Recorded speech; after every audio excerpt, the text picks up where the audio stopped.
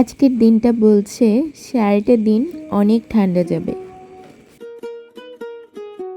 সকালের নাস্তা হিসেবে নুডলস রান্না করে নিচ্ছি। মটরশুঁটি দিয়ে এবং আলু দিয়ে নুডলসটা আমার ফ্যামিলির সবাই খুবই পছন্দ করে।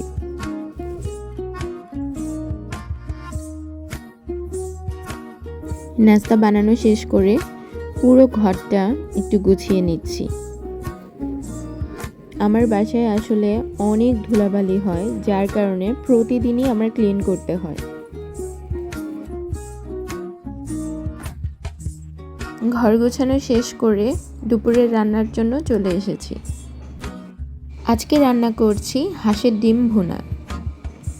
আস্ত ডিম ভাজার সময় অনেক সময় কিন্তু ডিমটা ফেটে ছিটে শরীরে লাগে, কিন্তু আপনারা যদি ডিমটা দিয়েই একটু ঢেকে দেন তাহলে কিন্তু ডিমটা আর শরীরে লাগবে না। আমার রান্না কিন্তু অলমোস্ট শেষ। এখন শুধুমাত্র যে তেজপাতাগুলো দিয়েছিলাম সেগুলো উঠিয়ে নিব। আজকে আমার মেয়ের স্কুলের স্পোর্টস প্র্যাকটিস ডে, তাই তাড়াতাড়ি রান্নাবান্না শেষ করে বাবুকে ঘুম পাড়িয়ে আমি রেডি হয়ে নিয়েছি, কারণ ওকে নিয়ে স্কুলে যেতে হবে।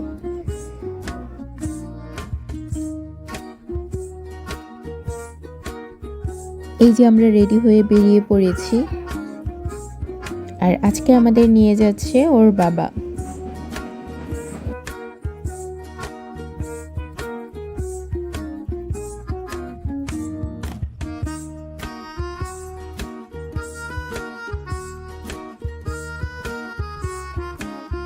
এই যে আমরা এসে পড়েছি, আর বাচ্চাদের স্কুলের ভ্যান দিয়ে মাঠে নিয়ে যাওয়া হবে।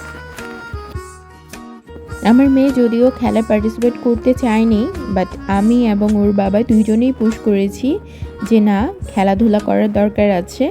পারুক বা না পারুক সেটা আলাদা ব্যাপার, বাট খেলতে হবে, এতে করে স্ট্যামিনা অনেক স্ট্রং হয়। ও অনেক এনজয় করেছে এবং প্রত্যেকটা খেলায় ফার্স্ট সেকেন্ড থার্ড কিছু না কিছু হয়েছে। আপনারাও আপনাদের বাচ্চাদের সবসময় খেলার জন্য পুশ করবেন, কারণ বাচ্চাদের আসলে খেলাধুলার দরকার আছে। যেহেতু এখন আর আমরা ওইভাবে বাচ্চাদের মাঠ অ্যাভেলেবল দিতে পারি না বা খেলার জন্য স্পেস দিতে পারি না, তাই প্রত্যেক বছর যে বাচ্চাদের স্কুলে খেলাটা হয় সেটাতে আপনারা পার্টিসিপেট করার জন্য বাচ্চাদের উৎসাহ দিবেন।